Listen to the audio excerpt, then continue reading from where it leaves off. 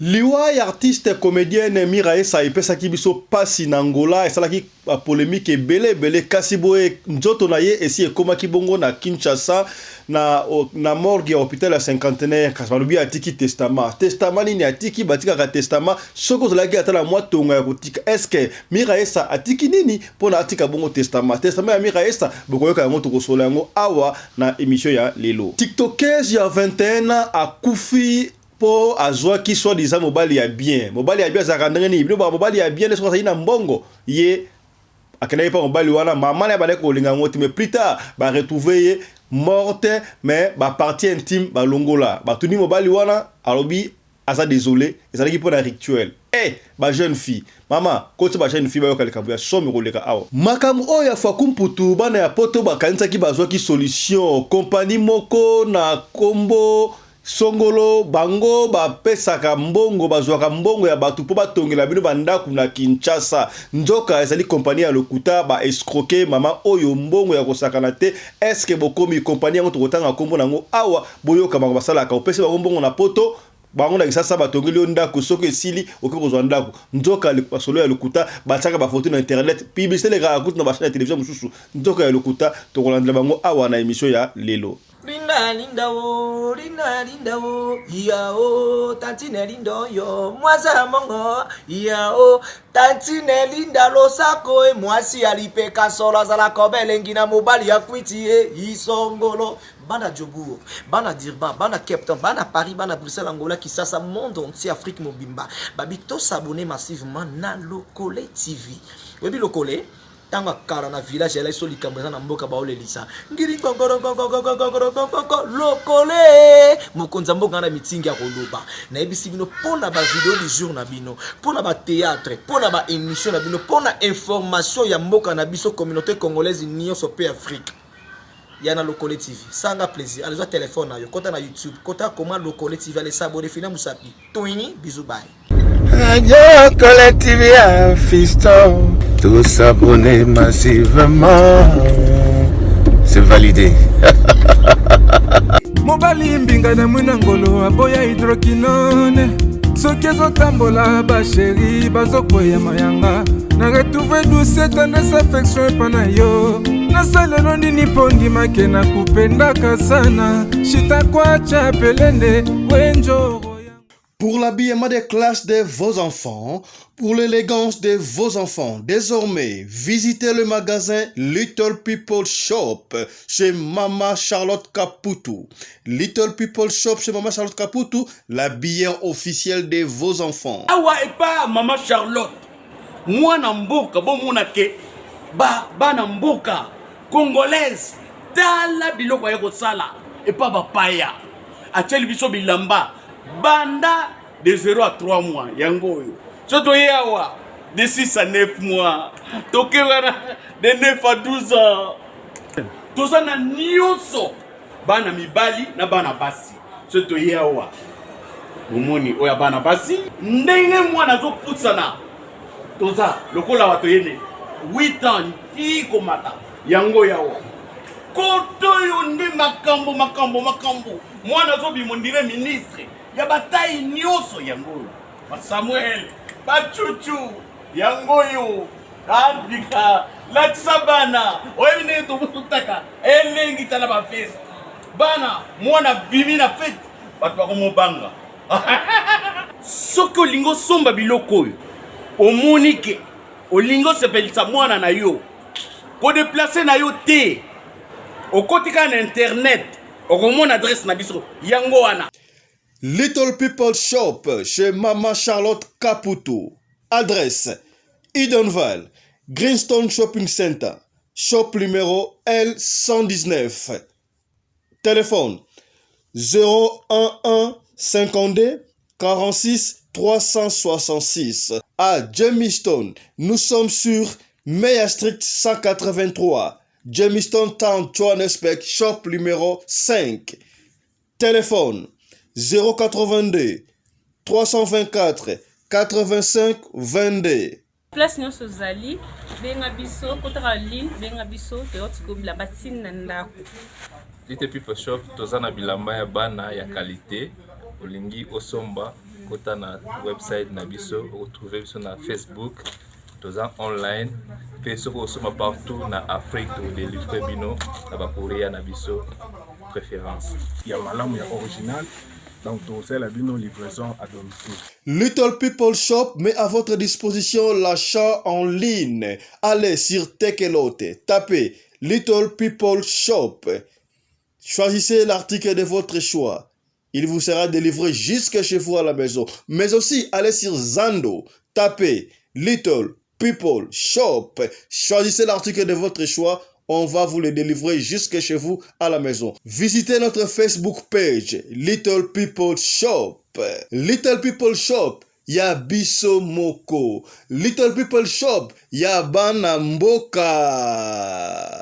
Mbote na bino bandeko balandi ya radio loko télévision bisika nyos tubozwami. Merci na confiance pe fidélité bo pesaka na programme oyo radio lokole masolo et pa ya pito kuta na kapona kubeta masolo ya makambo tali koleka bongo na communauté na biso africaine en général, particulièrement ya biso batu ya mangala. Ozota la biso ozali na Singapour, ozali na Australie, ozali na Belgique, ozali na France, ozali na Luxembourg, na Suède, na Lesotho, na Mozambique, na Gaborone, na Botswana, na Namibie, na Zimbabwe, na Luanda, tope na Zambie, partout ici ozali na Boende, na Ituri, na Bandundu, na Kikwite, na Kasai Occidental, na Kananga. Mbote na bino mermanso bozali oye bingaite kombo na ngai Fiston Pelende tata ya Sedek. Na sengyo ya soko kote loko ya liboso soko zali abonné déjà, merci beaucoup na confiance.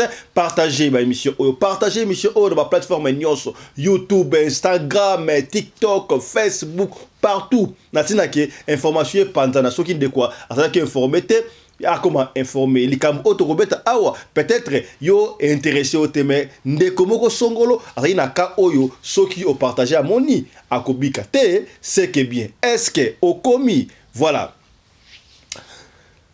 Et pesi pasi ya kosakana te bandeko makambo te komona na mokili oyo ngai moko ya kopesa ngai mutu ko swa ya masolo otokobetela yo oyo awa to auto betaka ezalaka te pona ko nuire bato, ezalaka masolo oyo bino moko pesaka biso papa Fiston beta li solo oyo pona kaka openie bandeko ola musabango esprit po ezali émission ya éveil ya conscience. Est-ce que voilà bilenge kititalo avec papa Fiston Pelende tata Sadek combien depuis les États-Unis d'Amérique. Je suis déjà élié radio Lokole télévision 2 pour s'abonner massivement aux awana na ba histoire moko ya bien pour les vraiment minima leçons enseignement, c'est de s'abonner au CBA. Il suffit de s'abonner, il suffit de liker, il suffit de partager. On est ensemble, il n'y a pas de souci avec papa Fiston Pelende tata Sadek na équipe mobimba ezawana kaka mpona kosepelisa biso nanga na bino toza elongo. On est ensemble, il n'y a pas de souci. Toko bandali kambu oyo etali makambu ya bandaku bandeko bandaku toyebi ke bandeko ebele babima libanda bakenda koluka tokenda koluka libanda eloko oyo tokenda koluka tozwa yango te yango tozonga nanu te po mutu nyonso to akenda koluka libanda soka zwi akozonga ba o bazwa bazonga biso tozonga nanu te pona tozwa te ndeko est-ce que yo sozwa déjà est-ce que yo sozwa ponga na zwi te soki tozwi tokozonga c'est que bien est-ce que okomi na mbongo ya pasi o bato balukaka libanda ya mboka tokanisaki lokola solution emonani. Il y a eu une compagnie entre parenthèses et botamaki na France. Parce que ceux qui cabinet de conseil, quelque chose comme ça, il y a un certain monsieur Dolly. Un certain monsieur Dolly. Tokotanga kombo ya monsieur Dolly, un peu plus tard awa Dolly nani, toko vérifier. Ye asalaki eloko ya kitoko ndenge alobaki. Alobaki ndenge bato ebele batinda mbongo na Kisasa, batongela bango batinda mbongo na Afrique, okomona bandeko bayi kolia mbongo bazokangela ba photo ya bandako mususu. Ezalaki lokuta, azoki lekanisi ya malamu ya kosala compagnie oyo soki opesi mbongo, opesi deposit, overse mbongo mo quelque babandi kotongela yo ndaku songolo esika moko pakala.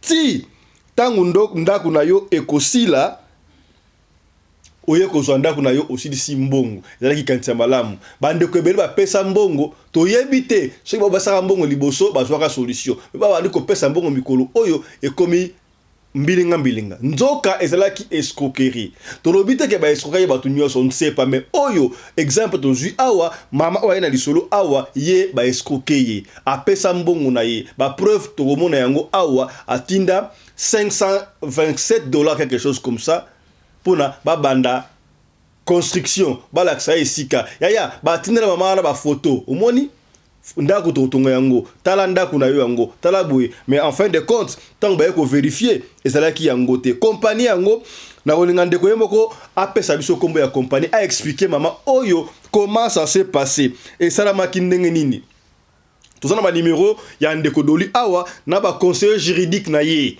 na kisasa bango ba ko expliquer biso qu'est-ce qui s'est passé au juste pour makambo ya boye ezali malamu te toyebi que ce qui ndeko azali libanda alingaka tonga po un jour azonga avant d'abongo na mboka dans Afrique ici kalika soki komi ya ko escroquer boye malamu mingi te ndeko doli so le kotala biso ndeko doli tokozana na yo tokobenga yo kala mingi te o expliquer est-ce que makambo oyo mbongo ya batu bozwaki e komi mbilinga belengesa ya lukuta to eza ya solo mama oyo ba situation ekomelie komona ye mama Esther tokobenga ya azali bongo na Allemagne a expliquer biso qu'est-ce qui s'est passé mama Esther mbote na yo. Oui papa Fiston mbote. Voilà, tomoni obengi biso sika bo likambu balobi compagnie moko songolo toyebi ata kombo te moko yebi ba pesa ka mbongo soki opesi mbongo na poto baba do tongolonda kuna kisasa et puis sonda ko sili oyo kozwa comment ça s'est passé comment ya compagnie ngoni ni pesa la kindenge ni explique so histoire wana. Bon na ko expliquer balandi nzamba sunganga na monaka publicité moko epa ndeko moko na ba réseaux sociaux ndeko wana pesi publicité wana compagnie wana kombo nango AD Conseil. OK. AD Conseil epesa ki publicité ezotonga ndako pendant 36 mois okofuta ba droit na yo 500 € après obandi opesa 300 chaque mois. Na mona ki baku de tozwaka e kozela biso possibilité mo bien na futaka nanga awa na poto bazotonga. Mais tango na bengi bango ezaki na 2022 nde na bengaki Messi wana kombo na Doli. Na bengi Messi Doli Asaka Hervé awa na Europe numéro eza ya France. Doli Asaka Hervé. Doli Asaka Hervé. Oui. Tango na bengi ye na lobi papa na solano une fois na mona ba publicité ya bino na réseaux sociaux botonga kabi oui eza vrai. Alors ba procédure eza ndeni ni opesanga ba coordonnées alobi non et pas na biso au foot à droit ya 500 après au bandi 300 chaque mois après 36 mois ndako esili makamunyo tu na kati kabi oh c'est une bonne idée mais ngana au préféré to foot ngo na Europe. Pour na Europe au cas où problème na ebi ke na foot na muto awa. On a opéré ma coordonnée à conseiller juridique nanga. À ma grande surprise, après ça, numéro à conseiller juridique. Donc on a bien conseiller juridique, na zongi siko e pa na doli, pona lo bake na sole na conseiller juridique. Conseiller juridique a lo bananga o sola kinanga moko. Mais nga na ebi ke no benga na France. Nde conseiller juridique na ye, kombo na ye François. OK. Na kin.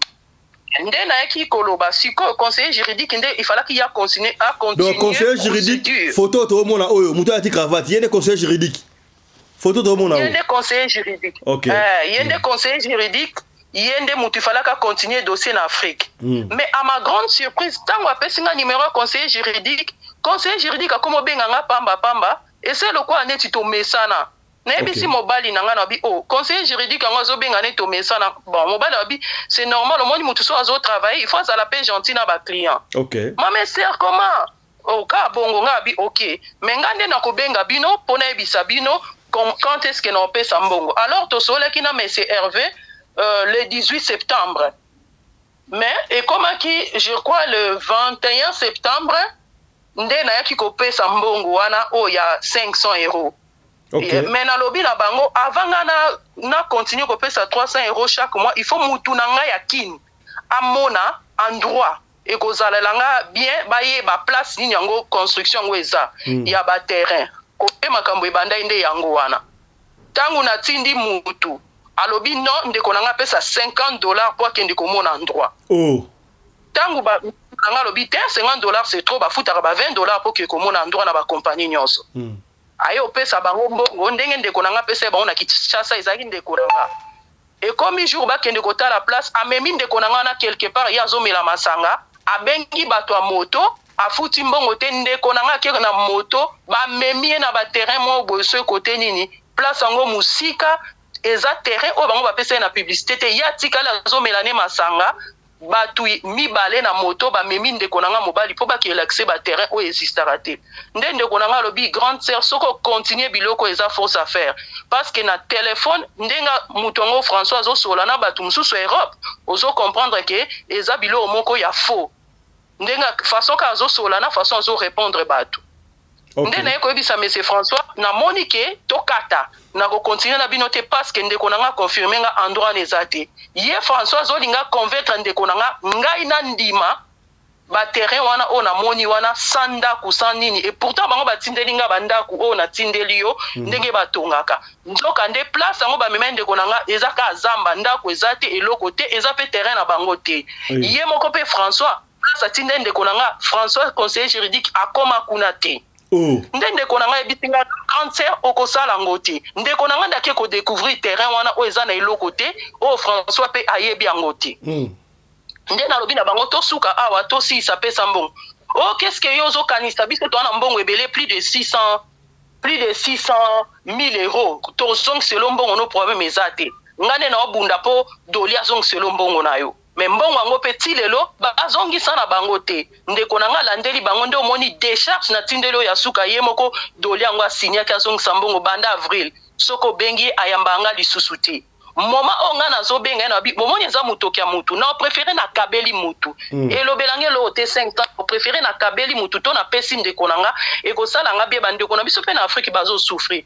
ke na pesa bino ba inkoni et que bosali musala te parce que nga na okoni opesa bino mbote oh madame continuer kopesa mbongo mukolo ndako esila to benga ndeko na kotala nga bi papa yo kaniti ndako ya liboso na sombi yango naza na ba terrain na somba pe ba terrain mususu Monsieur François lobi ye aza conseiller juridique aza avocat nga na pesa ye ba papier ba terrain nga onaza na ona Kinshasa na bi na sens pona landelo makambo nde na ko mona bango suspect zoba nini ya kozwa ba papier na ye apesa yo landela makoni po ba oyiba batu ba place nde na yako comprendre que baza batu alokuta mais maweza kaka na pasi batu combien o bakwei na makambo yo o bayebite peut-être bazo continuer ko pesa bango mbongo tilelo parce que na bengi bango ezaki na septembre 2022 le autre commis 2023 a signé des charges aux hommes 500 na 2023 na mois d'avril tilelo ayamba ngate ye doli.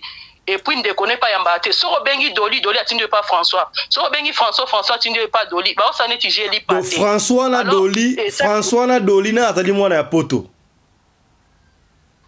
Doli moi na poto, François moi na Afrique. Mais ndenge na yeko apprendre, bandeko na ba ebisinga, ndenge balandele na batumsuku na Kinshasa, baza bandeko. Ye François aza noko ya Doli. Oh, OK. Bon, est-ce que y a François, conseiller juridique, entre parenthèses, bon, ça là qui change de parole, naïe? Alors, bah, qui a l'inga, kosola mingi, est-ce que makamango, et ceux qui peuvent faire, bah, femme seule, tout le monde a gros mandat, d'après bango. Ya lobi alinga kosola mingi na basi po basi basola bien moi si so aza déterminé na likambo il faut ça là je ne sais pas eza façon na ye ya ko escroquer basi. Je ne sais pas, wana loba na munoko na ye. Mais conseiller juridique na département nini to yebi pété. Moi je pense que tout ce sont des mensonges. Na yebi te yango nga préféra ki na loba boy po bato ba kwei na mutambu na bango pe ba yeba kobima bien avant de peur que ça la retard bato bazo pe sa bango mbongo gratuitement. Baza pena na bureau. Ndeko na nga yebi bureau na bango na Kinshasa, baza pena na bureau. Donc ba secrétaire makamnyo tout na kati. Kombo ya compagnie lobi nini? Combien de compagnies? Conseils. Donc, combien de compagnies a des conseils? Ndeko, en Europe, en Amérique, en Afrique, dans les bandes à Mboka. Ce qui est combien de compagnies a des conseils? Balobi paraît, et ce que les capés dans la chaîne, sur YouTube, kuna publicité qui est au Pessimbongo. Et si vous allez déposer 500 euros, $500, bandi kotongela onda au fout à $300 chaque mois pendant 36 mois ou 12 mois. 36 mois. 24 mois. Donc, on a 2 ans. Après, c'est du faux. T'as la maman Oyo, en Allemagne, maman Esther va escroquer. Tu y habites, ceux qui va escroquer, mais tu as benga Doli. Doli, balobi, à la qui n'a poto, azalaka na poto te akoma na Kisasa associé ma malfaiteur on ne sait pas toko ngala ndeko escroté soki na ntoyoki yete bon mama Esther sikoyo nani na badeko ndo makamuna Kisasa ndeko na yo ndeko na ngai oui leki na ngai nde natindaki alandela po ayeba soki pe natindaki ete mbele peti lelo naza kidimba mbele pe na continue opesa François Mbongo donc tozobenga sikoyo leki na yo to vérifier ye amona kinini kuna sikoyo moi liloba na bandeko bana ndo sikoyo na mboka pe na libanda mboka bon po na nga nasungika bandeko bakoya na eloko te po ba victime bazebele mbongo apoto eza mbongo apasi soki na kabele na nga mutu c'est normal na pesa na nga peso na za nango mais ke omona ke ba oloba no ke ba osala eloko moko o ba salite o ba respecter te yango nde sala bien te to ba to umeli koto to ebi ke koto ezali kamba parole so lobi likambo il faut sala ndenge lobami mais tango sali yango te po na nga ba escroquer nga oui eza débit na comprendre siko bato baza ba victime o ba pesi ba mbongo ebele ya koleka nde zo sala pasi na mawa surtout bato ba vivre ba femme seule azo souffrir peut-être mbongo bana na ye alobi na tongela bana nga na mboka soki a tombé na bato aboye eza pasi na pesi yango kaka parce que une année déjà passée po batu o bazo continuer ko pesa bango mbongo ba ye baba bima na place wana po mabelo biezala te donc kombo ya compagnie lobi nini kombo ya compagnie nini et puis kombo ya compagnie nini et puis nani patron nango kombo na ye Doli Yasaka Hervé. Ok, conseiller juridique na ye kombo na ye François Ibonime Ipuki. Voilà, comment ya compagnie yango eza HD Conseil. Oui. Likamute mama Esther to kiyo sika botika to benga na mutana na Kisasa poto yeba. Obi komande ko na ni Jani. Oui. To benga eto kozongela aussi mama.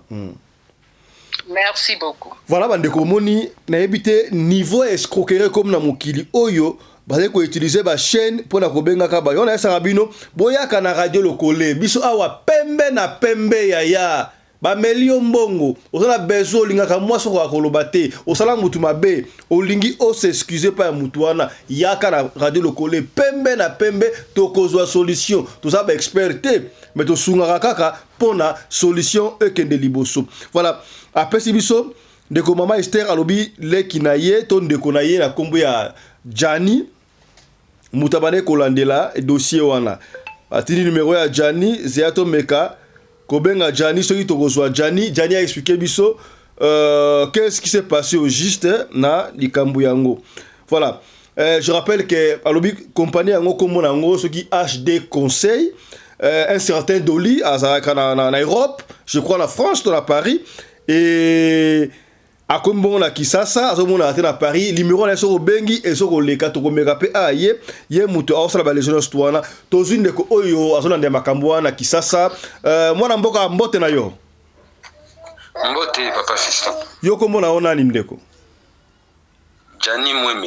Jani Mwene yo mutu ozali kolandela dossier oya mama Esther ya Allemagne c'est makambe mapangu na ye betel so di solo compagnie yango kombo nango nini et puis comment ça s'est passé bosuki ndenge na batu wana ya agence wana compagnie wana kombo nango HD Conseil HD Conseil ezomi na Kinshasa sur l'avenue Tombalbay donc en diagonale na alimentation New Lease na ville alors Moutazalo quoi représentant nango awa ezali monsieur François Ipuki. OK. Donc monsieur François Ipuki wana azanzo kande azanoko ya responsable numéro 1 ya agence ngwana ya société ngwana HD Conseil ou en France. OK. Et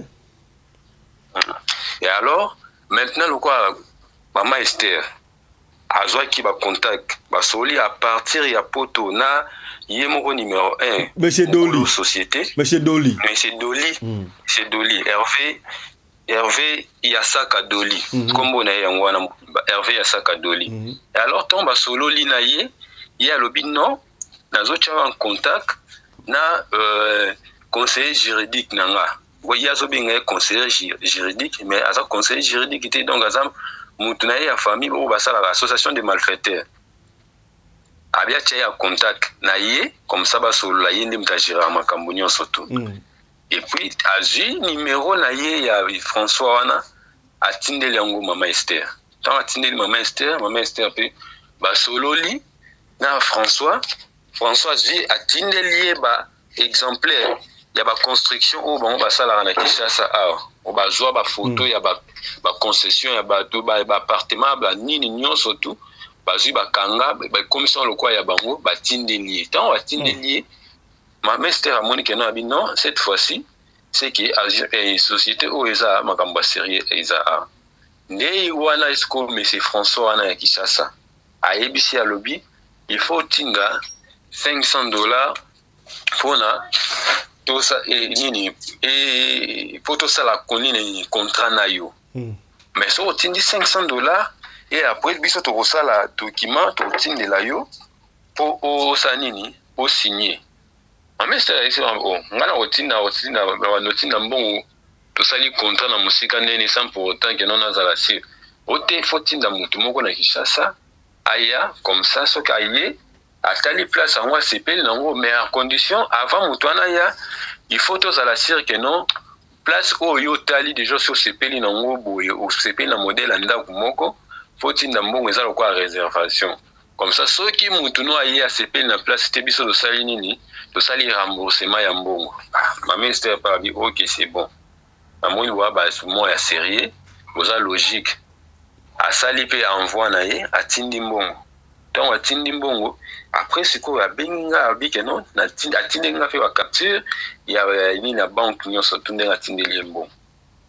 Ngapi na bengi ye François wana ana Kinshasa to sololi ayambinga bien mama ça si to sola ki yo petit frère na ngabi oui abi OK a pièce na adresse abi oya na société na biso place tel les ali boina Kinshasa ya kaso komi wana et puis to sola bien ngapi na OK neto na komi kuna to sololi ye François lobi que non il faut na pesa droit au ezalaka ya bato nyonso surtout pour la descente pour na refuta ya bis tout ça na tuni mbongo ngo combien ya descente wana ayebisinga ke non o teza $50 ngabi non na yebi ba agence nyonso ba société nyonso construction soki ba bengi bato pour na sa descente ezalaka ba $25 $30 tout ça.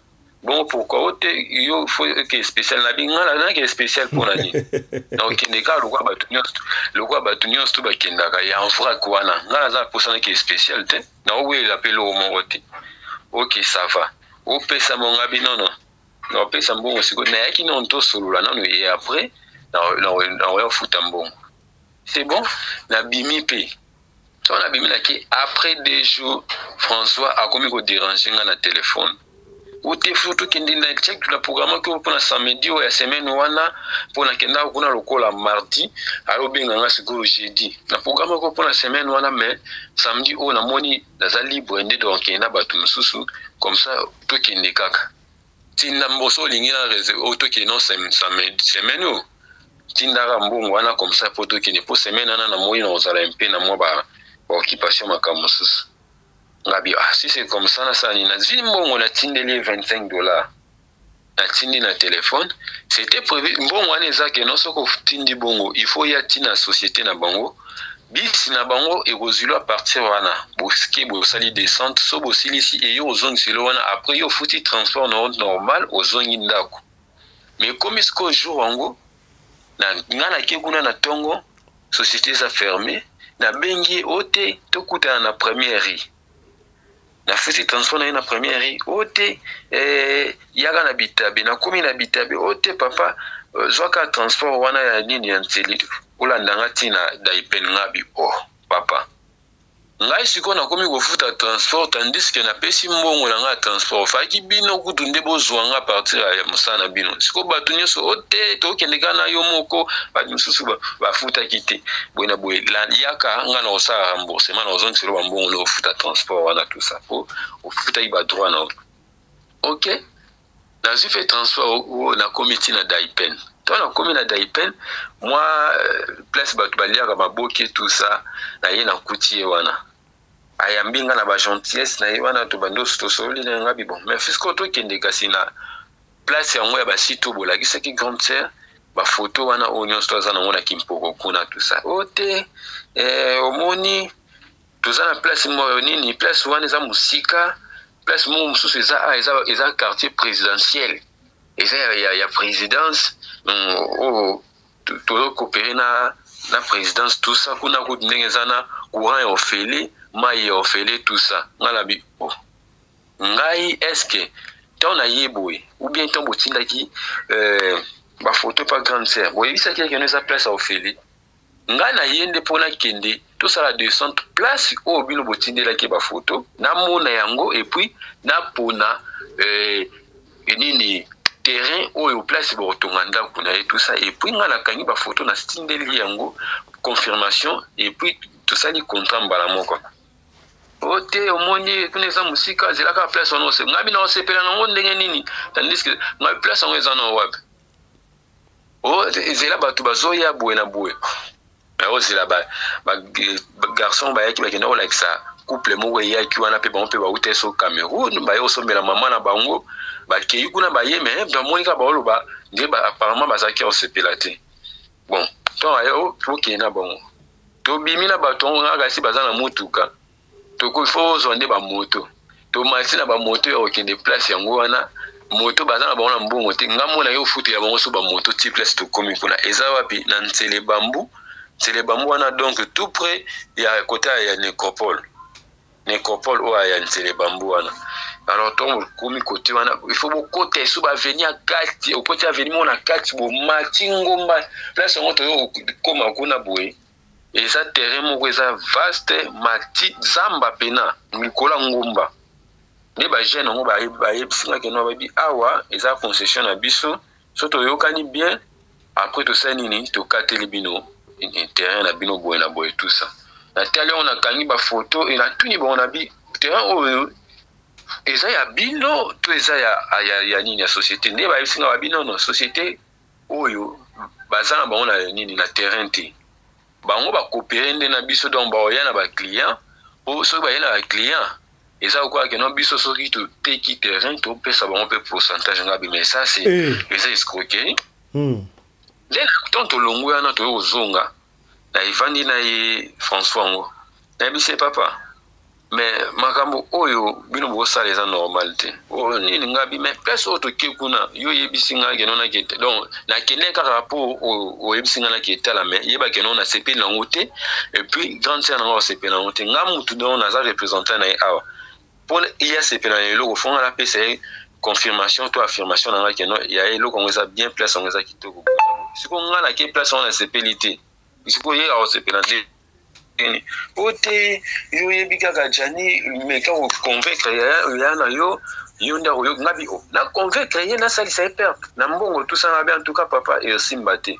ye moko nano akoma place yango te otindelanga mpe bafoto na video boye na boye nazwi natindeli aotala ngwana ye moko akamwa nayebisi eza place na bino te ngai ifo tokende kaka kuna soki kuna tokokenda oyo kaka siko nde ote bon tosala yango kasi semaine oyo tobandana tokokende place yango wana ok ngai na yo kolongo wana na yo ozo natindeli mpe grande sœur bafoto wana na bavideo atali yango asepeli nango te donc bref place yango ezalaki place ya lokuta mbongo siko eza place apesi mbongo talobaki ni mpona mbongo mpona mbongo ayebisaki ngai keno nazela ndeko na ye mwana na ye azoya ye numéro 1 ya société wana mesi Hervé ya Saka Doli donc alors ntango Doli aye koya ntango Doli aye ntango Doli aye ye siko akomi kobomba Doli mais mutu oyo aye kosignale nga keno Doli aza na kine ezalaki secrétaire na ye moko ayebisinga bomba ngai tout ça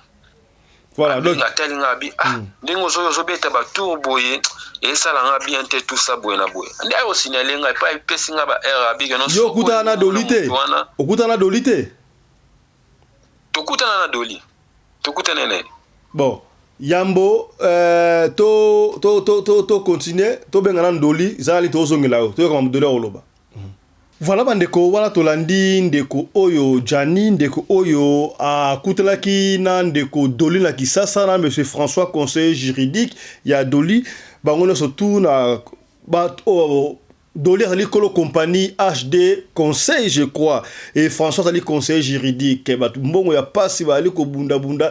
Mais c'est Dolly qui a dit qu'il y a la compagnie. Si pour la nini est comme un niveau, qu'est-ce qui s'est passé au juste pour comme un niveau qui ti kuna côté oyo ba mapanga on soit disait zali ba mon que mapanga wana existera mais publicité et les kakabongo na télévision ba filmara ba concession ba tout mususu to nini sika boye to benga na le monsieur Dolly a expliqué biso qu'est-ce qui se passe na makambo oyo to yeb makambo ngo zali ndenge nini wana monsieur Dolly to benga sika boye monsieur Dolly to yoka monsieur Dolly pour biso to jijara côté mo côté to kendaka côté mibale kotoyo na kotoyo pour na to yeba qu'est-ce qui se passe oyo to sonné wana ezali numéro ya monsieur Dolly. Monsieur Dolly. To bengi Monsieur Dolly mbala moko pona ye mutu azali responsable.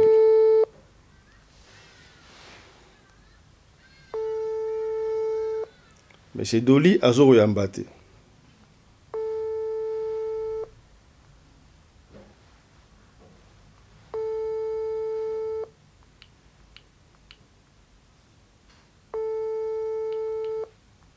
Voilà, on va trouver un monsieur Dolly.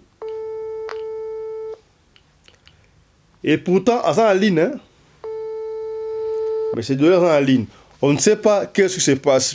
Bon, vous voyez, vous avez un moutou et que mouta comme ba pro me belé comprenez que mabe bandi kokota. Awa to lingana ko condamné té. To lingana ko condamné té, to lingaka Toyoki tous les deux côtés, puis bino mo robo jugé. Pour eux, les émissions éveillent à conscience. Tu vas rapporter péné bino. Moto du moins temps mouké pour la moto si son balamoko. Mais c'est Dolly, azo yambate. To ben asiko conseiller juridique. Voilà conseiller juridique naïe. Monsieur François. Tous a obligé à couper sa bino ba numéro na bango pour na bino pe bo meka. Na ça rabino émission ça la ngo biso morote. Vous comprenez? Monsieur François P. Azoro Yambate. Apparemment, Monsieur François Koutou a en ligne. Numéro 1, Monsieur François, conseiller juridique, il y a Monsieur Dolly. Yango Oyo. Plus 243 820 618 489. Voilà, Monsieur François, conseiller juridique. Yo Mouto Pesambong, on a eu la compagnie HD Conseil. Mabé Bande Kota. Numéro 1, Monsieur François. Yaki Sasa. Plus 243 820 618 489. La coupe ça veut pas le numéro siko boye. Ya Monsieur Dolly. Monsieur Dolly azo yambate. La comme les messages awa. Allô. Comment vous allez Monsieur Dolly? Aya aboni message nangai mais aya mbiti to benga susu. Avato lopa. To benga Monsieur Dolly. Osiko Monsieur Dolly.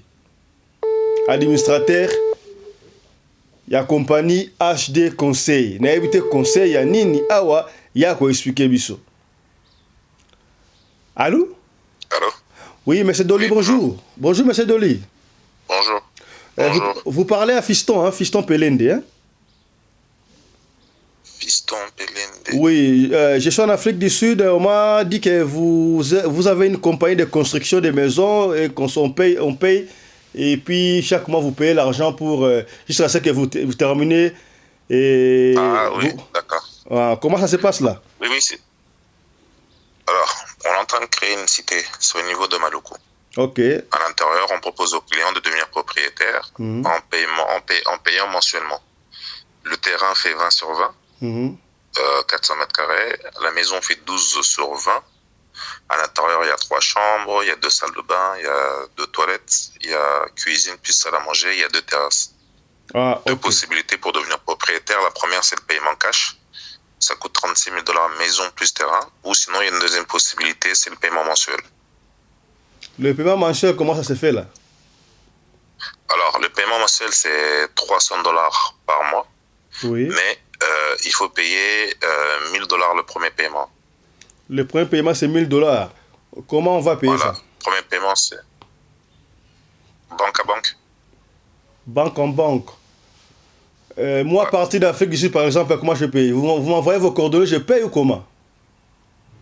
Ouais, c'est ça, je vous envoie les coordonnées de la société, tout ça, et vous payez. Ouais. Ah, ok. La compagnie existe depuis quand? Bon, ça fait longtemps, hein. La compagnie, on est là depuis, ça fait 4 ans déjà. 4 ans. Oh, c'est une bonne chose. Hein. Est-ce que vous avez déjà vos clients, les témoignages de gens qui ont déjà payé et puis reçu leur maison déjà? Oui, on a nos clients, là, on est en train de construire. Là.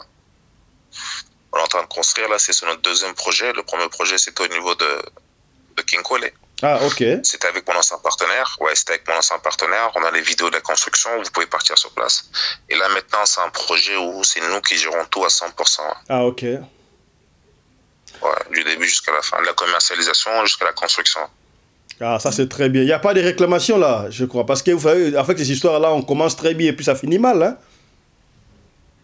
Bon, jusque-là, on touche du bois. Hein. Il n'y a pas de grosses réclamations. Oh, ça c'est très bien. Mais quand même, il y a quelque chose là qui nous a tiqué. Il y a une maman, vous connaissez maman Esther? Elle habite Allemagne.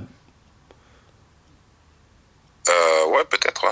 Oui, elle réclame de vous avoir payé l'argent, 500 dollars pour le premier paiement, $500 et par après rien ne s'est passé et il a envoyé son frère, elle va envoyer son frère pour aller vérifier vos terrains et il n'y a pas de terrain qu'on sort et vous devez le rembourser. Pour rembourser, ça pose problème là.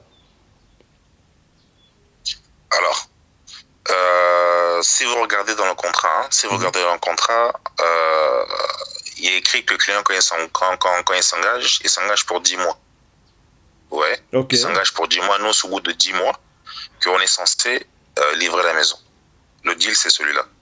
C'est au bout de 10 mois, la maison est livrée.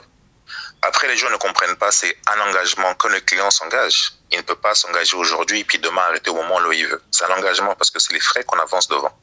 C'est les frais qu'on avance de nous-mêmes. Ouais, la différence, elle est là.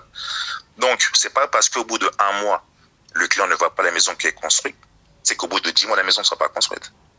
Le client a des droits, bien entendu, mais aussi des obligations. Ça veut dire que quand il s'engage, il faut qu'il parte jusqu'au bout. C'est seulement à partir du moment où on ne respecte pas notre contrat, non? Ça veut dire que c'est au bout de 10 mois, plus 2 mois de retard, plus 1 mois de préavis. C'est à ce moment-là que le client peut maintenant commencer à réclamer. C'est pas moi qui dis ça, c'est le contrat que tout le monde a lu. Oh, ça c'est très bien. Mais vous renoncez quand même les cas de Madame Esther? Oui, le cas de Madame Esther, ouais, ça me dit quelque chose. Et pourquoi l'argent n'est pas remboursé? Et il y a même son petit frère qui nous a appelé pour nous dire que voilà, il y a un certain François, il a payé $20 chez François pour quelque part voir l'endroit où la maison sera construite. Et arrivé là-bas, il n'y a pas d'endroit, le terrain, c'est pas pour vous, c'est pour une autre personne, et vous êtes commissionnaire, et console, on n'a pas compris. Moi, ce que je propose, vous savez, j'aime partir dans le factuel. Ce que je propose, c'est que nos terrains, nous, sont au niveau de Maloko, c'est plus précisément à Manguingue. Qui parte sur place, qui regarde lui-même, qui pose toutes les questions qu'il veut passer sur place. Ouais, parce que partir sur de la théorie, le terrain, c'est pas où, c'est pas ceci, c'est pas cela. Quelle est la preuve que lui, il avance? Enfin, quels sont les faits concrets que lui, il avance, à part sa parole? Or que nous, on est en train de construire, on a aussi les papiers. Et c'est qui, M. François? Monsieur François, c'était notre ancien conseiller juridique. Oh, il n'est plus avec vous, hein? Qu'est-ce qui s'est passé là? Bon, non, on va dire qu'on s'est séparés récemment, c'est toi. Oh, ça c'est très bien. Mais c'est comme si il saillit la compagnie, celui-là. Il prend l'argent par-ci, par-là, et pour ne pas réaliser les destins des gens. Hein? Bon, ça... en fait, on veut avoir des précisions. En fait. En disant seulement qu'on s'est séparés. Ça, c'est votre compagnie, on ne peut pas entrer là-dessus, mais on veut avoir des précisions avant de payer l'argent. Est-ce que c'est possible que je puisse faire entrer Madame Esther pour qu'elle nous explique, pour que nous puissions être sûrs avant d'envoyer l'argent? Là, j'aimerais savoir une chose, c'est que je parle à qui? Vous parlez à Fiston. Dans quel but? Vous parlez à Fiston Pelé de la radio locale. Hein? D'accord. Et il y a des choses, il y a des dossiers qui sont privés et qui ne se débattent pas au vu, au su de tout le monde. Je pense que Madame Esther, si elle est de bonne foi, elle peut vous envoyer le contrat. Monsieur le journaliste, vous lisez le contrat et à partir de là, vous-même, vous pouvez faire une idée si ce que je dis, c'est avéré ou pas. Ouais. Et tout à fait, parce que la chose qui est là, la chose qui est là, la chose qui peut nous départager, monsieur le journaliste, c'est le contrat. Lisez le contrat, l'article 14, et vous verrez. Une personne ne peut pas venir s'engager aujourd'hui, puis demain, du jour au lendemain, je décide de ne plus m'engager. C'est que, bien entendu, elle a des droits, mais elle a aussi des obligations. Tout comme nous. On a des obligations, bien entendu, mais on a aussi des droits. On ne peut pas dire aujourd'hui, je viens, je paye, et un mois après, j'arrête de payer. Le deal, c'est vous venez, vous acquittez les frais de votre dossier, et rendez-vous dans 10 mois. Et entre-temps, il faut payer $300. Ouais. Imaginez-vous que, parce que $300 au bout de 10 mois, c'est $3000. Oh, maman, il faut que tu aies une ligne au Katibiso. Yamba kuna, qu'est-ce qu'on a benga yoana. Oh, voilà, je crois que M. Dolly est parti là. M. Dolly est parti, je ne sais pas s'il sera encore en mesure de décrocher. Oui, M. Dolly, vous disiez Ouais, je disais que $300 au bout de 10 mois, ça fait $3000. $3000 aux épées nous ont construites. Donc, il y a bien quelqu'un qui avance l'argent pour pouvoir construire la maison. Ouais. Vous ne pouvez pas venir aujourd'hui, vous décidez de signer au bout de 2 mois. Selon vous, totalement selon vous, vous décidez d'arrêter seulement comme ça et vous demandez un remboursement. Et les frais qui sont engagés derrière, comment on fait derrière? Comment pour les frais? Que nous, les frais qui sont engagés derrière, comment est-ce qu'on fait? C'est comme j'ai bien entendu qu'on a des obligations. Ah, voilà. Oui, voilà. Je crois que M. Dolly vient de partir. Maman Tobenga Kiyo, parce que M. Dolly a été en ligne, et puis voilà, il vient de sortir. Arobi Azoye, vraiment Kanayo, mais c'est comme si M. François n'est plus avec eux. Et que yo pesimbongo sans dire pas longtemps, mais au lingui le contrat était signé et bon, après 10 ou 12 mois comme ça. C'est vous qui n'avez pas respecté le contrat, madame. Ako sina signé un contrat yango ngana yambi na comprendre ndé côté na signé un contrat monsieur na sikali ko signé ngote eza ba ndenga pesa ngo na signé tato tuni ndeko na tindaki na signé un contrat bazala ba bongo yena François na mais François n'est plus François a son compagnie François a son compagnie papa nanga aza noko na ye ba vérité e Kishasa eza association bandeko ba fungola misu na banzi okoyoka jani na tikali ko signer na bango contrat mais osina contrat osina décharge osina contrat osina mbongo ndenge nini ngai na signaki nanu contrat alobaki avant makambo nyoto e bandana tina mbongo c'était comme ça. Oh là là. Maman moi yo tina mbongo sans pour autant signer ya bi et puis ba terrain na bango eza kutu côté bolo ba terrain na bango ça eza plutôt na maluku. Papa nanga kasi mutu akendaki ti ba terrain wana bosolo lina ye. Bosolo lina mutu akendaki ti ba terrain baza batu oyo baza ko escroquer na signaki nanu contrat alobi avant makambo to e banda il faut na pesa avance à 500 300 chaque mois.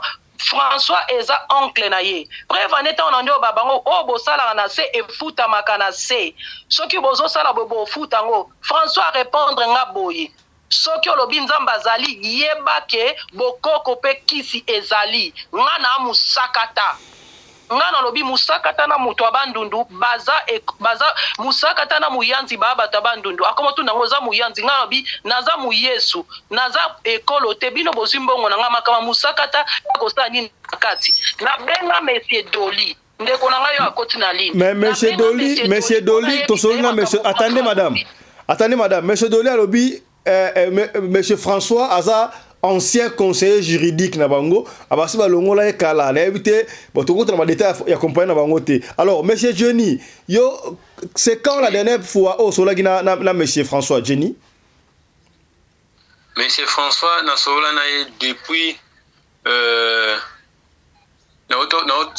depuis mois de juin de na ko benga ye na bengi par rapport il y a ni la décharge oyo Dolly asalela ngai tant na bengi ayebisinga en tout cas Jani limbisanga nde naza boye minga mikolo na okende musala te naza na ndako naza malade alors benga Doli pour ali apesa ombongo wana donc mutu oyo escroquer bino ezali plutôt ezali François parce que Doli est en ligne ici alobi que bon baza suna yete balongo c'est comme si azobe sa réputation à compagnie là bon ils opèrent sur mutu ko soit non eza baza association de malfaiteurs ngana kutana na Briska bango na Doli na François na kati ya musala na bango François Zaki surpris et puis Doli moka kamwe na lobela Doli na présence ya François et François lobaki vérité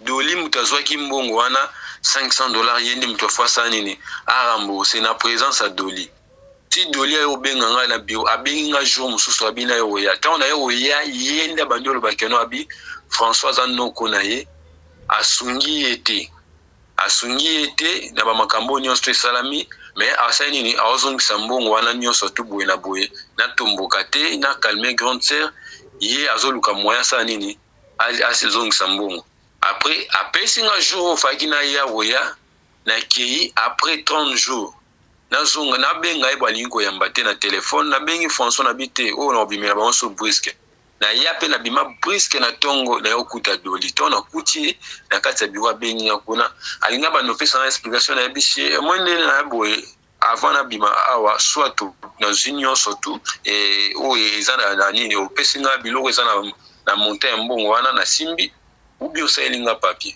nde ayo nazana nena oloba boye nazana décharge wana na koti ndela na la sala décharge Doli to François Doli mutasala décharge Doli a sala ngo décharge est-ce que bo certifier ngo pa mbila na police non to certifier que pa mbila te ya sala ki a décharge entre ngana ye na kati. Oh là là. Décharge on a tindeli papa Fiston akoki décharge yango wana bazomona décharge yango wana bazomona décharge mais bébé décharge soki mbila signé te za radio kadik na anglais bon y a pas de souci de toute façon monsieur Jenny maman Esther bobenga Doli sika boto sola ya sur la ligne ah bobenga Doli et puis sola na ya sur la ligne bobenga siko za ligne nazo benge siko azo yamba te ayebi eloko asali te ago yamba ayambi biso siko ya boye ayambi biso na te ete ya bato mutusu maman Esther on a besoin de solution les kamna yes ou non oui n'est-ce pas nazana ngakutu solution nazana besoin nango na bengi azo yamba te benga ye yo mekana ko benga ndeko Jenny papa Jenny oui benga Doli sikabu c'est auto sur la journaliste on qui en direct on dit makambo wana ipose c'est bon allez nous continuons l'émission ça va ok voilà na esa rabinu makamsus awa epesa ngai mutuko soa ya kosakana te alors voilà ndeko Doli atindeli biso message awa que nous parlons avec de preuves atindeli biso ba terrain na bango awa et consort voilà tokosongela likambo wana soki bosa pe na ka oyo benga biso tokosongela likambo kam oto umeli nango makasi parce qu'il faut trouver solution mais solution peut ezomité toyeka kopeni awa ça rapport à ko nuire batute mais pona kola musaka batuboki mais c'est Doli quand même andimi yayi quelque chose qui ne va pas entre Esco monsieur Doli na noko na François ou ya conseiller juridique est-ce que okomi tokozonga na dossier wana sima voilà autre chose à présent ba jeune fille ba ko la siko ba fille Android à partir de 16 17 18 19 20 21 tina 25 ans yaya to ça rablo chaque fois ba vie oyo ba jeune fille ba menaka na TikTok na Facebook et ça ba vie réalité okomona fille a osala ba délire yo komona na chambre moko boya sa chambre nanga nzoka chambre d'hôtel bango balinga imba sugar daddy est-ce que okomi mutuka ya bien ya telemi wana oh non naka nga photo na mutuka na yo opesi ya kangi photo a poster na rabino bozomona de filles à luxe yo content de ce que tu as tes parents n'ont pas beaucoup d'argent ba pesa ka osni obali ko envier ngana lingana comme la fille wana tiktokeuse wana tala makambo eleki tiktokeuse oyo ya 21 ans pas si ya kosakana te Aki okuta na garçon moko. Est-ce que garçon o ça na moins de 25 ans, moins de 30 ans. Ako ça la mbongo ya ndenge ni makasi ndenge wana o mona muto sa mitu ka makasi ndenge wana yo kende. Est-ce que komi garçon en Afrique du Sud awa a 5 laisse na ye vie pressée ko simba émission ça la chaîne na biso awa. Abandra que Sumba Kissi et pas par-ci par-là à côté de la cercueil ce qui fait chaque 12 heures et puis à Bimi et ça là qui est bakena Namibie et puis conférence mora businessman Namibie ce qui passe na do qui comprend qui est à kena gisasa siko à côté de la cercueil et koki mais à côté de la cercueil ta kena ba pompe funèbre à monate à moni bato batu ba ole kana cercueil na bango na mutu ba ke le kunda abandi ko lela bokita cercueil bakiti cercueil afungo cercueil a contre da cercueil ala la da cercueil poni a contre da cercueil ba beta nkuba tie me na liwa émission eza awa ta la jeune fille oyo maman wana ko pegisa yo tiktokers akeo la jimo bali ya bien mbona bien za ndeni nana isa rabino mbala bien za mbali ya mbongo ya c'est dans la ba jeune ko da partager ba jeune fille bokota maman, quand tu as une jeune fille, contente-toi de ce que tes parents te donnent. Contente-toi, oh, mes parents, bazali, viens à rendre na vie, moutinons souté, toko ko kana raté. Bah tu as fait ça là, bah tu as moi katikati, bah tu as moi likolo. Oui, c'est vrai, moukle za tour à tour. Le logo ça la moutu assez. Bah parents bazali na moyete, mais autant que là aussi chance.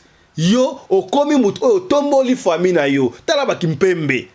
Joueur, oh le là ça la rage. Son père était rien. Mais atemboli kombo ya papa. Tala battu le ba fali poupa. Yemoka no bango, ses parents étaient rien, mais atemboli kombo ya papa. Tala battu ba faire gola. Papa les parents étaient rien, ba tomboli kombo. Et par exemple ça légion, ba Weranson, ba JB, ba Tuebele, ba kombo kinda. Ata ba politicien.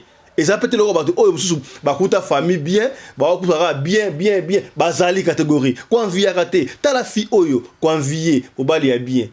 Obali wana asuki na wapi jeune fille oh ya bakotela yo moko yoka akepa mobali asali ba rituel na habité ba ko découvrir corps na ye et ba ko se décomposer ba partie intime ezali susute asaki na ngonini tango si ba mobali ya mbongo azopesa yo mbongo oyebe o ya roso ayebite et puis si passe ya kosakati ya landa image o landa commentaire oyo yo moko olelisa yo to monter yango ba partie sous sensible de longo yango mais soko za besoin image on dezalaki to retourner na privé kaka ndenge zalaka landa. Cette jeune fille de 21 ans est morte avec toutes ses parties intimes qui ont disparu. La personne à la base est son copain. Osta est une influenceuse nigériane, surtout connue pour sa vie de bling-bling. Cette vie de luxe, qu'elle n'hésite pas à exposer sur les réseaux sociaux, elle la doit à un jeune homme millionnaire connu au nom de Killaboy. Ce dernier a pour l'habitude de lui payer des voyages 5 étoiles avec des shoppings totalement fous. Rappelons qu'au départ de cette aventure, les parents de la jeune fille s'étaient opposés à cette relation avec Killaboy, mais ce désaccord ne durera pas longtemps du côté de la maman de Osta, qui n'a pas hésité à mettre fin à son mariage suite au refus de son mari d'accepter la villa que leur a offerte le petit ami de leur fille. Elle s'installa ensuite dans la dite maison, mais est loin d'imaginer ce qui pourrait arriver à sa fille à la fin. Comme on le dit souvent, tout ce qui brille n'est pas de l'or. Le jeune homme prend la vie à Osta pour un possible rituel, et ce n'est qu'après 2 semaines plus tard, quand sa maman n'avait plus aucune nouvelle d'elle, ni du dit petit ami qu'elle alerta la police qui est partie forcer les portes de Killaboy et qui a découvert la surprise désagréable qui est la décomposition du corps de Osta qui n'avait plus également ses parties intimes en place. Pendant que les enquêtes poursuivent, le jeune homme Killaboy déclara à travers ses réseaux sociaux ainsi qu'en message à la mère de Osta qu'il était vraiment désolé de ce qui est arrivé et que ce n'était qu'un accident et qu'il ne l'avait fait pour des fins de ritualiste. Il désactive ensuite tous ses réseaux sociaux, certainement pour éviter d'être traqué par la police. C'est le lieu d'inviter les jeunes filles d'aujourd'hui à faire preuve de maturité, à ne plus faire le suivisme aux nombreuses influenceuses qui leur montrent que la vie a la facile et qui s'en tiennent qu'au matériel. Ya to kometa sika boye lisolo ya Miraesa mutu oya sepelisa biso bomwe to komaye kuna testament ya Miraesa testament yango atike za nini testament za o biso koloba ngaza liko pesa ngai pasi likamna koloba lelo oyo na loba yango te mais na solo li na ba comédien ebele ba kulutu ba banda ba solo lelo yo parce que kala théâtre ezalaka musala oyo bane ko sunga biso bakolisa biso toyeba comment vivre na société. Alors groupe oyo ekolisi biso elakisi biso comment vivre la société, pesi biso ba conseil toyebi ke na télévision chaque jeudi tobandaki kotala groupe Salongo, tobandaki kosala groupe Salongo chaque jeudi tobandaki kotala bongo groupe Salongo na ba mama na biso ba mama bolingo ba mama momengo ba mama bele ba papa kwedi pe son âme na résultat titenge sana wala za ki bongo na radio na télévision mais na radio tozalaki na ba groupe nzoi je crois na radio ba nzita ba mama nzita ba mama oyo mama lutte contre la vieillesse nani mama bébé pendu ba nsengo ba pe son âme ba mama na biso te ba mama pembele et belé ko saka seko na biki mama pembele saka mwana moke mama moko vrai chérie à l'époque jeune fille qui toko mama pembele bana mona e watala ba film ka mama pembele ndenga zalaka ba ne ko éduquer biso ya solo pesa tous les gens tala théâtre zote mais sika boye muta théâtre akoma musicien akoma saper akoma nyonso akoma vanta concurrence de ma musicien to boité c'est émancipation. Oui c'est vrai que théâtre kala basalaka na presque eloko moko te mais ba oyo ba comme na mwaka tuku bianza félicitations moi évolution salami mais tala comparaison pour na ni bino batsuko ba théâtre mikolo yo soki bokufi et comme il y a cotisation ya nini. Oui c'est vrai na biso africain soki mutu akufi en fait partout et c'est nga moi contribution na ezalaka te que famille ezangi mbongo ya kokunde bembe to ezalaka pour la participation. Moi kokabula mawana ya on to pesa moi quelque chose mais oui mais si ko comme contribution ya kosenga non et bien ba mira esa ndenge zali awa e fa lungwa Luanda et ya na Congo et les par loufe consort et mbongo zali te mama Olive sunga biso mama Denis sunga biso. Est-ce que jusqu'à quand ba comédien ba musicien banda kosenga ka ba musicien ou tout moi bien ba comédien jusqu'à quand tu banda kosenga ka mbongo ndengwana chaque akonga zo ko ganga sa danger fait cardinal mosenga lobaka yango bosa la caisse ya bino boko kotizaka pona so yili kamboye boye ba ndeko se souffrir kasi na ote ko loba awa référence na biso ya théâtre de chez nous ezali groupe Salongo. Est-ce que bino bo mona muti ya groupe Salongo moko akufa ba senga bino contribution auto contribuer bo mona pona nini to copier ba bon exemple ya groupe Salongo ya na on se descend ba président ba groupe wana ya et ça na batu mikolo yo bazoko ya ko sa théâtre pour la prestige ba mona yaka yebani asala ka théâtre et après to yiba ma ya na ko pede bino ezali émission éveil ya conscience. Est-ce que komi na zuka exemple ya groupe Salongo pona nini groupe Salongo lelo yo ata moko na ngo akufi ba kufa basenga ndu ba cotisation te cotisation ba pesa ça ils été pour na ba kunde bimete pour na ndenga ko compatir que non de ko na biso akufi ma mawa na oui na cadre one et ça été pour na kunde bimete. Pourquoi? Qu'est-ce que le groupe Salongo avait fait? Groupe Salongo va ko le kana RTNC. Alors ba kontina bango ba sangana ba to poto perdre bango te ba sala kana biso pas te ya biso. Qu'est-ce que le groupe Salongo va faire? RTNC. RTNC avait engagé tous les acteurs ya groupe Salongo. Bango tout le monde ko mona bango wana ba salaka na RTNC. Ba tu ya radio ba no sa na radio. OZRT, Office zaïroise de radiodiffusion et de télévision. Ba osala ba mama bomengo ba papa kwedi directeur. Donc que maman bolingo asala technicien. Ota montage kuna. Na kokodioko est-ce bino basenga no mongo kokodioko tant kokodioko kufakia kokodioko cotisation na esi bino cotisation pour kokunda kokodioko RT azagent RTNC tala support exemple à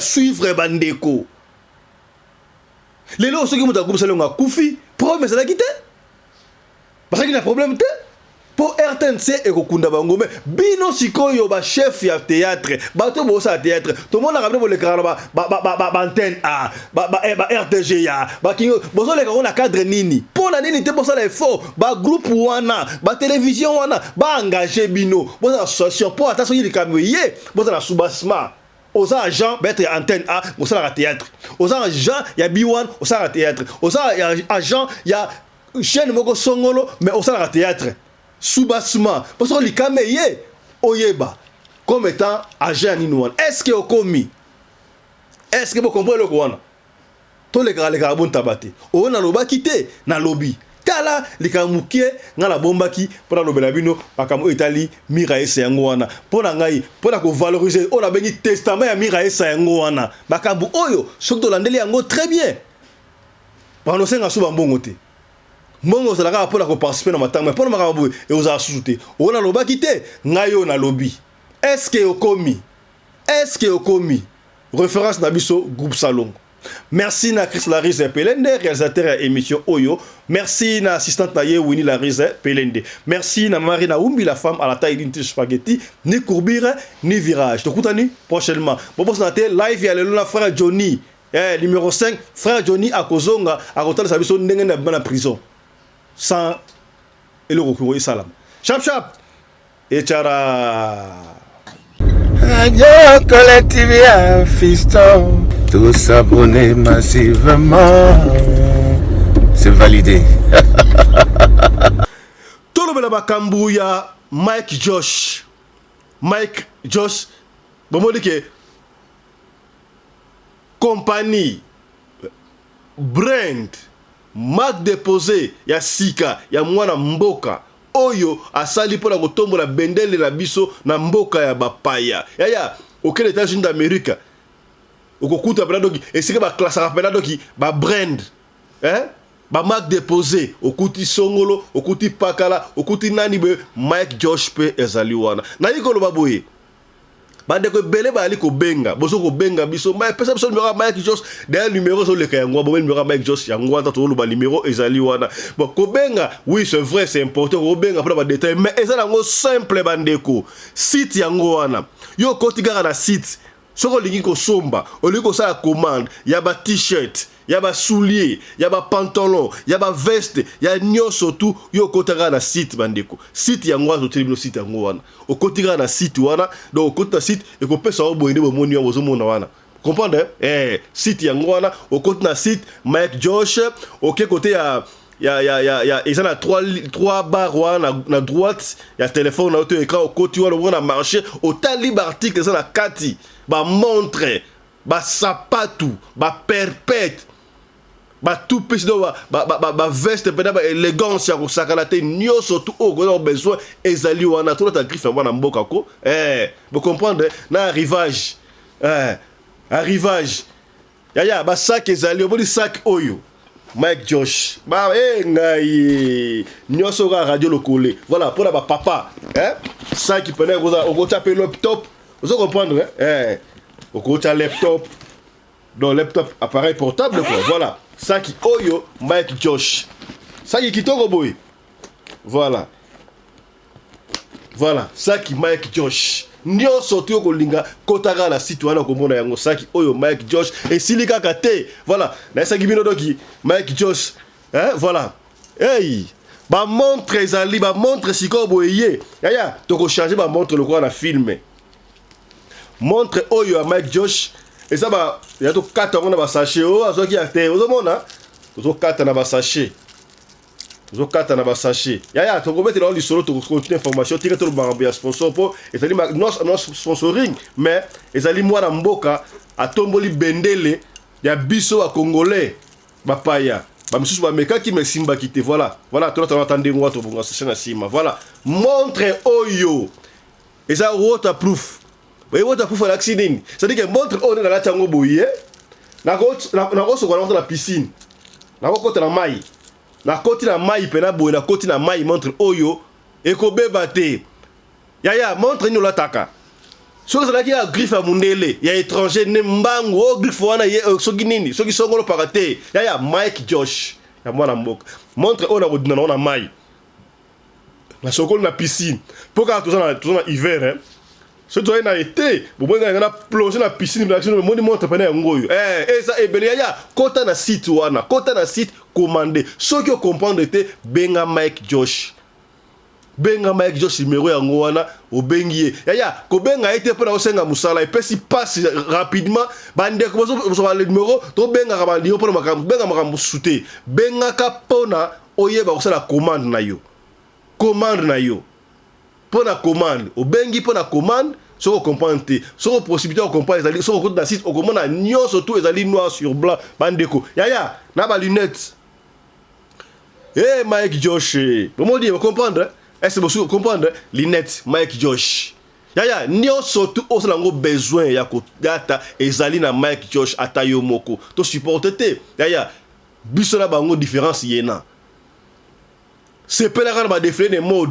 Ba musicien bozali wapi ya nzambe to ya mokili, ba pasteur. Benga Mike Josh, soko zuete benga biso na radio loko to ko lakisa o ndenge nini yo benga. Kobenga yango te pona ozwa ofele na talu mukie kota na site sala commande ba mission so zakala kisasa sala commande to sala wapi sala commande kota na site wa teli yo site yango wana kota na site tala ba article nyoso tout et puis sala commande na ligne okozwa bandoko oyo déjà basala commande basi ba juju ya bango déjà ba ko témoigner pe awa ya to na ma précision moko mukie pona ba kamu etali ba Super Wax hollandais. Dans ce gibino Mike Josh, oyo azali bongo sponsor na biso na radio de télévision, azalaka bongo na actionnaire, moko ya actionnaire na Visco. Baby Visco te, Visco ezali compagnie oyo salaka ba wax hollandais, salaka na Hollande. Yemoko Mike Josh azali aux États-Unis, mais azali actionnaire problème te. Alors, bande ko babenga ki ebele, bande comme ça personne qui commande, on a besoin il y a 10 pièces, on a besoin il y a 15 pièces. Et ça la mabouille. Boye ba ke ete ka bana prix de gros. Alors prix de gros on a pour Mike Josh ateke la yango ba ko yako tiki la yango tina ndako na to na boutique to na adresse au pesa. Et sengeni na yo osko kuza 50 pièces seulement. Bazo banda côté qu'à partir à 50 pièces seulement. Et ça quantité moko industrie pour prix à mukie wana batie et ça pour na baso mango. So ki osala moyen ko so mango te bandeko. Soko pesi order wana to proposer ki yango o pesa na yo order na yo pesi commande il y a 5 pièces il y a pièces boko il y a 10 pièces il y a 20 pièces boko zelati e ko 50 pièces comme ça Mike Josh a fait sa commande na Visco et puis ben ko livrer yo DHL s'il vous plaît tin adresse oyo ko pesa. Est-ce que vous comprendre ce que pesi commande na yo nga lingi nga 10 pièces ko lelate ko bangate et ko yeba ko pesa o délai oyo 10 pièces na ko ya ce que lingi ozo ngo dans 2-3 jours 50 pièces malamoko. Donc bande ko bosa na Europe, bosa na Afrique, en fait na Belgique, na Espagne, na wapi partout, na Congo, na Angola, bosanga di surtout ba Congo Brazzaville, boteka kama puta, mama ya Congo. Ok, ndaka lomé ko somo mapute ouais ça mapute ya Hong Kong, auto en anglais ya fake originalité. Somba tekla ba Super Wax original na Mike Josh. Bo sangisi muke bo pesi commande boko zo yango te o to loba kité to lobby eza pour na Mike Josh. Moi na mboka zo tombo na bendele na mboka ba paya te c'est que bien. Dans le cadre de soutenir la vision du chef de l'État dans les domaines de l'éducation, Mama Charlotte Caputo, la femme de fer, facilite à vos enfants de devenir étudiants en Afrique du Sud dans l'école de l'aviation. Apprendre à piloter l'avion commercial ou militaire. Apprendre à piloter l'avion de chasse. Apprendre à piloter l'hélicoptère commercial ou de chasse, mais aussi apprendre à réparer les avions commerciaux ou militaires, des hélicoptères militaires ou de chasse en Afrique du Sud. Bandeko, yo mutolingi mwanona koma pilote commercial to militaire. Avantage yango yo. Obengi na numéro oyo ya Mama Charlotte. Ako guide bino.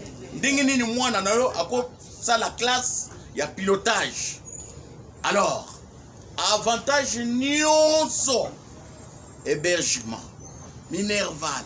Olingi mwana na yo ayeba ko bongisa ba moteur ba avion. Benga Mama Charlotte na Afrique du Sud. Madame Charlotte Caputo et ses collaborateurs mettent un hangar plein d'avions à la disposition de vos enfants qui viendront apprendre ici en Afrique du Sud, voler à l'espace sud-africain, devenir un grand pilote commercial ou militaire. Contactez Madame Charlotte Caputo. Devenir pilote d'un avion commercial ou de chasse n'exige pas un diplôme d'État. Un certificat d'études primaires suffit pour apprendre à piloter l'avion commercial ou militaire. Les appartements confort pour accueillir vos enfants lors de leur séjour ici en Afrique du Sud. Piscine, salle de bain, salle à manger, cuisine, lavabo, tout pour accueillir vos enfants. I stayed here from 1 year ago. Oh, people coming from Congo, you're very welcome to come here in South Africa. It's a Mama Charlotte space, very beautiful accommodation. They take very good care of us. Bino batu boyebi anglais te, alobi boye. Grâce à Mama Charlotte, lelo yo ba Tanzanien bazo yekola avion, baza mibale, mwasi na mobali. Et bon bino na Congo. Bozo zela nini? Pour tout contact, appelez-nous au plus 27 82 32 45 522 ou encore contactez Radio Locale Télévision au plus 27 61 88 58 455. Papa, maman, mwana noya koyekola kopusa avion militaire pe commercial, hélicoptère militaire pe commercial, kaka na certificat d'études primaires. Et bongo yozanga, hâtez-vous car les places sont limitées. Mama Charlotte Caputo, la femme de fer, Tokumi Sayo Ndenge Nini. Merci pour l'opportunité, maman.